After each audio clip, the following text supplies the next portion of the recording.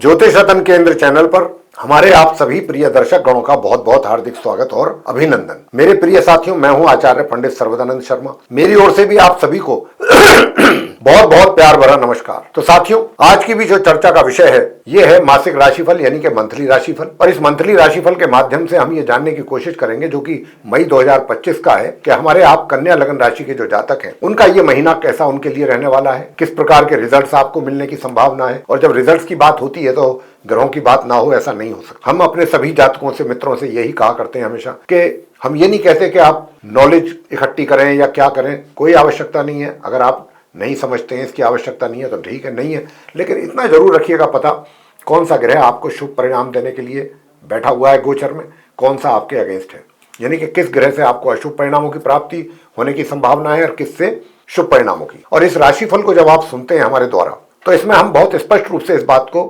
Discuss करते हैं। तो इससे आपको इसीलिए डिस्कस करते हैं ताकि अच्छी तरीके से आपको अंदाजा हो जाए। और जो अंत में हम उपाय देते हैं, उन उपायों को आप पूरी श्रद्धा भाव से, निस्वार्थ भावना से करें, ताकि आपको अच्छे परिणाम प्राप्त हो सकें और आप परेशानियों से बच सकें। यही एक उद्देश्य होता है इसके पीछे।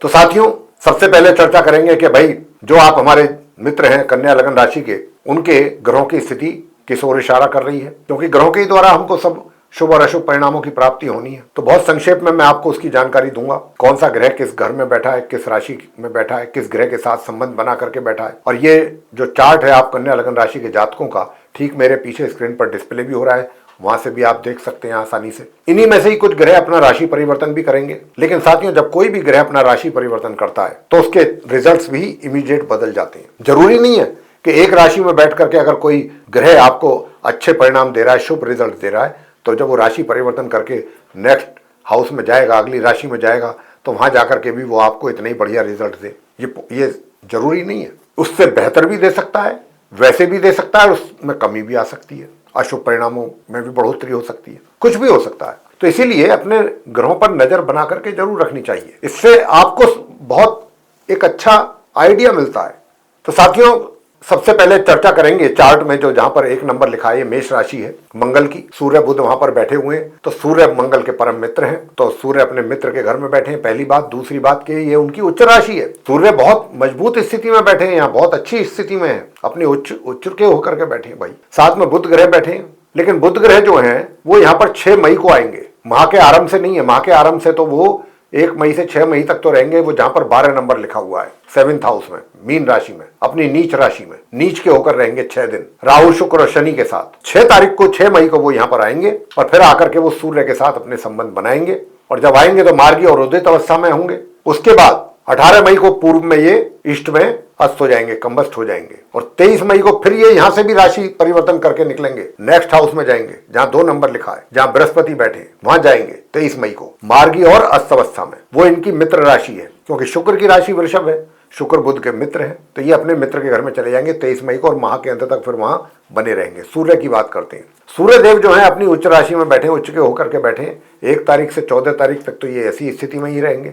14 तारीख को ये भी अपना राशि परिवर्तन करके यहां से निकल करके अगली राशि में जाएंगे जहां 2 नंबर लिखा है, वृषभ राशि में जाएंगे, शुक्र की राशि जो इनकी शत्रु राशि है। और जब ये 14 मई को वहां जाएंगे तो फिर ये वहां महीने के अंत तक रहेंगे अपनी शत्रु राशि वृषभ में। वहां पर आप गुरु बृहस्पति को भी बैठे हुए देख रहे हैं। गुरु बृहस्पति भी अपना राशि परिवर्तन कर रहे हैं, 14 मई को ही कर रहे हैं जिस दिन सूर्य कर रहे हैं। लेकिन वो सूर्य के राशि परिवर्तन करने से कुछ घंटे पहले ही राशि परिवर्तन कर लेंगे और वहां से निकल जाएंगे अपनी शत्रु राशि वृषभ से, नवम भाव से, और अगले घर में जाएंगे जहां 3 नंबर लिखा है। 3 का मतलब मिथुन राशि बुध की, दशम भाव में। तो दशम भाव में अपनी शत्रु राशि मिथुन में बृहस्पति चले जाएंगे, माह के अंत तक 14 मई से वहां रहेंगे। फिर मंगल की अगर बात करें तो मंगल जो है वो 11th हाउस में मार्गी और उदित अवस्था में बैठे हैं, कर्क राशि में। कर्क राशि चंद्रमा की राशि है, लेकिन ये इनकी नीच राशि है मंगल की। तो मंगल पूर्ण रूप से नीच अवस्था में एकादश भाव में बैठे हैं। अब इतना बड़ा ग्रह नीच अवस्था में आ जाता है तो निश्चित रूप से सोचने का विषय है कि ऐसा जो ग्रह जब नीच अवस्था में बैठेगा तो कोई अच्छे परिणाम तो देगा नहीं जातक को। लेकिन कोई परेशान होने की आवश्यकता नहीं है, अंत में उपाय आपको दिया करते हैं ना, उपायों को करना है बस, बाकी सब कुछ ठीक रहेगा। और मंगल अपना राशि परिवर्तन नहीं करेंगे, नीच राशि में ही रहेंगे पूरे महीने। अब आगे बात करते हैं आपसे हम, जहां पर राहु शुक्र और शनि एक साथ बैठे। 12 नंबर जहां लिखा है ये गुरु बृहस्पति की मीन राशि है, राहु की ये सम राशि है। तो राहु यहाँ पर 1 मई से 18 मई तक तो है, लेकिन 18 मई को ये अपना राशि परिवर्तन करके आ जाएंगे कहाँ, जहां पर 11 नंबर लिखा है कुंभ राशि, छठे भाव में। अब आप कहेंगे ये पीछे क्यों आएंगे? ये इसलिए आएंगे कि राहु और केतु जो है हमेशा उल्टी ही चाल चलते हैं, 12 महीने 30 दिन, तो ये इसलिए पीछे चलते हैं। तो ये अपनी मित्र राशि कुंभ में प्रवेश करेंगे 18 मई को, माह के अंत तक वहीं रहेंगे। और राहु और केतु एक ही समय पर अपना राशि परिवर्तन करते हैं, सेम टाइम। तो केतु जो है अभी जहां पर 6 नंबर लिखा है उनकी समराशि है लगन भाव में, वहां बैठे हैं। वो भी 18 तारीख को ही अपना उसी समय पर, जब राहु जिस समय पर चेंज करेंगे, केतु भी उसी समय पर राहु अपनी राशि परिवर्तन करके, और वो कहाँ जाएंगे? 5 नंबर जहां लिखा है सिंह राशि में, द्वादश भाव में, सूर्य की राशि जो उनकी शत्रु राशि है। ऐसा करके ये काल सर्प योग का निर्माण हो जाएगा। अभी भी काल सर्प योग का निर्माण है राशि परिवर्तन से पहले भी। अब आप में से काफी ऐसे लोग होंगे, जातक होंगे, कि जो काल सर्प योग के नाम से ही डर जाते हैं। मैं यही बताना चाहता हूं कि काल सर्प योग से बिल्कुल नहीं परेशान होना की आवश्यकता नहीं है, जरूरत नहीं है, डरने की आवश्यकता बिल्कुल नहीं है। काल सर्प योग क्या होता है कि व्यक्ति को जीवन में कड़ी मेहनत करवाता है, कड़ी मेहनत, घोर परिश्रम, और व्यक्ति को ऐसा महसूस होने लगता है कि मैं इतनी मेहनत कर रहा हूं, रिजल्ट तो मेरे आसपास भी नहीं है, दूर दूर तक नहीं है। लेकिन ऐसा नहीं है, रिजल्ट्स मिलते हैं, एक समय के बाद मिलते हैं, लेकिन जब मिलते हैं तो वो ऐसे रिजल्ट्स होते हैं जिसकी कल्पना भी जातक ने नहीं की होती है। ये है काल सर्प योग की डेफिनेशन हमारे लिहाज से, हमारे पॉइंट ऑफ व्यू से। तो साथियों, इन ग्रहों की स्थिति को तो हमने आपके सम्मुख क्लियर किया है। राहु के विषय में, केतु के विषय में भी बताया है।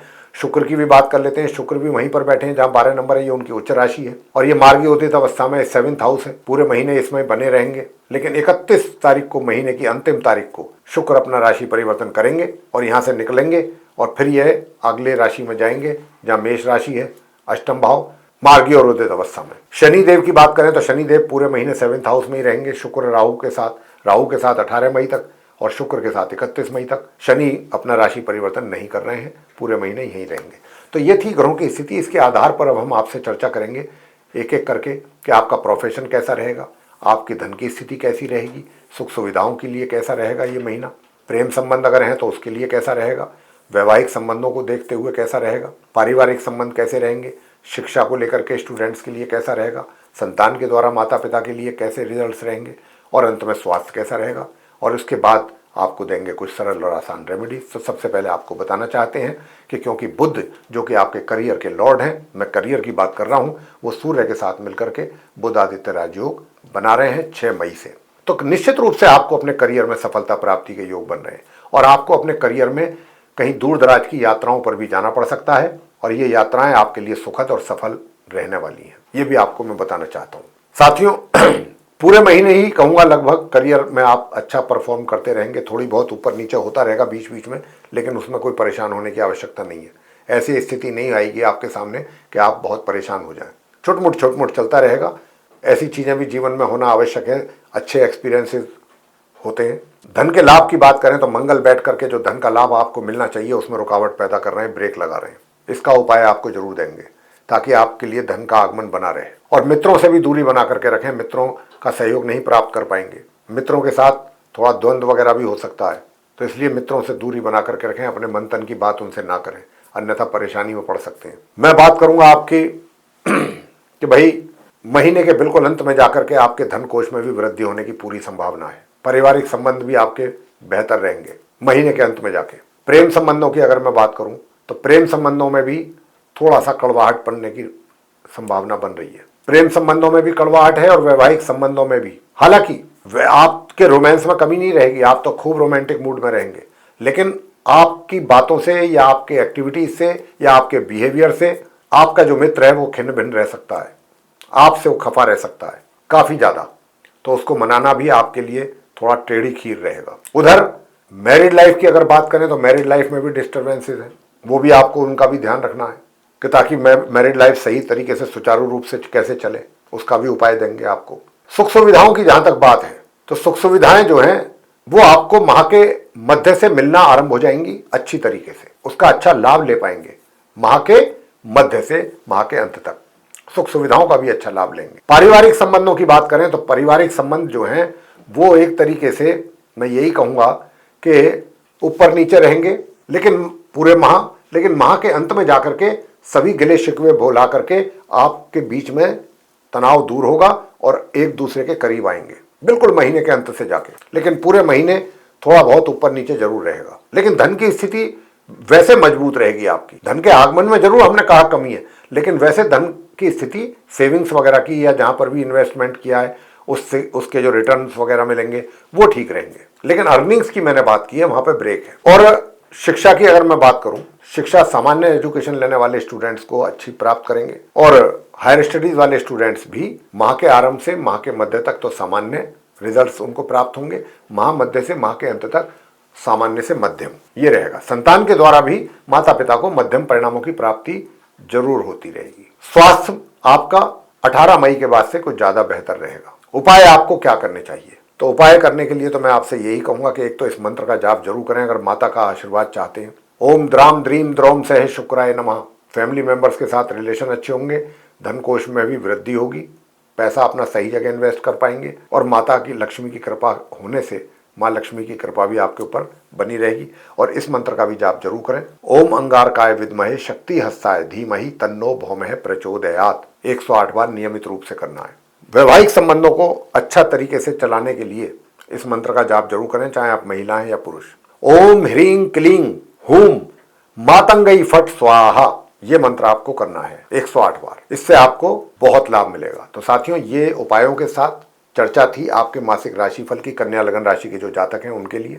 ये चर्चा अगर आपको पसंद आई है मई 2025 के लिए तो आप हमारे वीडियो को लाइक जरूर करें और चैनल भी अगर अभी तक आपने हमारा सब्सक्राइब नहीं किया तो उसको सब्सक्राइब जरूर कर लें। अधिक से अधिक मात्रा में वीडियो शेयर करेंगे तो दूसरे लोग भी इसका लाभ ले पाएंगे। यदि आप चाहते हैं कि आने वाले दिनों में जो भी वीडियोज हमारे बनेंगे एस्ट्रोलॉजी के टॉपिक पर वे भी सब आप तक पहुँचें, ऐसा आप अगर आप चाहते हैं तो फिर बेल आइकन जरूर प्रेस करें। साथियों, इसी के साथ अब हम इस कार्यक्रम को यहाँ समाप्त करेंगे। आप हमारे जो भी जातक गण हैं, दर्शक गण हैं, मित्र हैं, सबसे आपसे इजाजत चाहेंगे। तो आप सभी का सहृदय बहुत बहुत धन्यवाद। जय माता दी।